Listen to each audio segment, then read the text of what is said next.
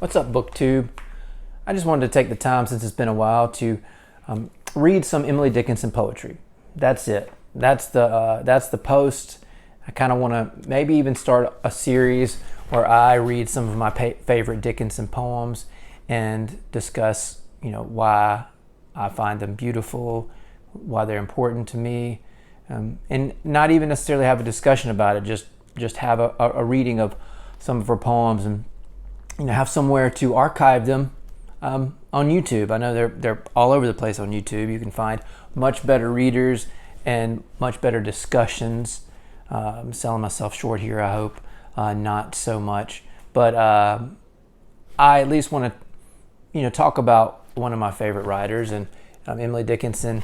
I've mentioned her before, but you can't talk about American literature without discussing her influence and her the way she writes about the mental capacity of human experience and so many beautiful aspects of the way we interact with the world, and just the cosmic intentions behind so much of her writing.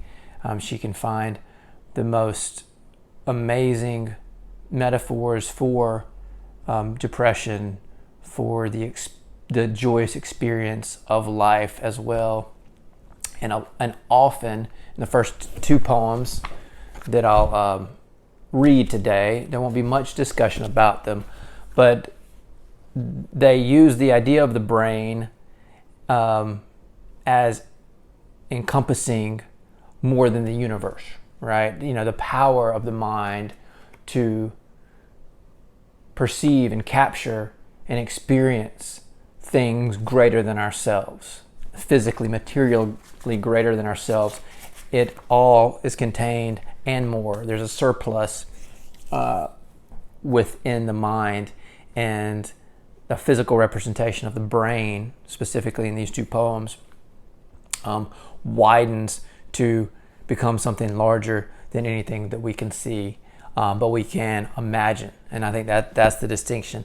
We can imagine beyond what we see, and all the things that we do see, we can encompass within ourselves and within consciousness. And I think these two poems are a good way to start out with Dickinson, because they're not the most well-known of hers. My life had stood a loaded gun. I felt a funeral in my brain. Hope is the thing with feathers that perches in the soul. These poems that are much more famous and anthologized, though one of these is particularly probably anthologized a decent amount, but they also are indicative of kind of her poetry. They're a good representation, not only in its succinctness, but also in the wider discussion of consciousness and the beauty that she can explore in just a few short lines. So, without further ado, and I will use their the number they fall in line when, because so much of Dickinson's poems were not titled, right? So they're usually in the number that they were conceived, thought to be constructed, and this is number 556.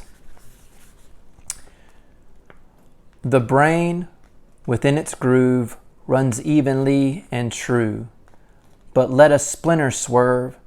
'Twere easier for you to put a current back when floods have slit the hills and scooped a turnpike for themselves and trodden out the mills.